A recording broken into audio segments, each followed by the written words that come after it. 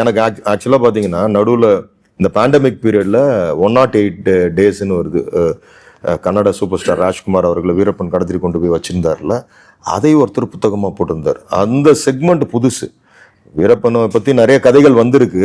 ஆனால் இது ஒரு ஒரு சூப்பர் ஸ்டாருக்கும் ஒரு ஒரு ஒரு என்ன பண்ணுறது, ஒரு பேண்டிட்டுக்கும் நடக்கிற ஒரு ஃப்ரெண்ட்ஷிப்பு ஆச்சரியமா இருந்துச்சு அந்த கதை, அந்த புத்தகம் படிக்கிறப்ப. ஸோ அது ஒர்க் அவுட் ஆயிருந்துச்சுன்னா அது வேற ஒரு ஒரு ஃபில்ம் மேக்கிங்காக இருந்திருக்கும்.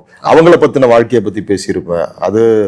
அது ரொம்ப தீவிரமாக போய் தேடி இருப்பேன்ல, இதை யாரு என்ன ஏதுன்னெலாம். அப்போ அது நடந்திருக்கும். அது ஸோ கண்டிப்பாக நடக்கும்.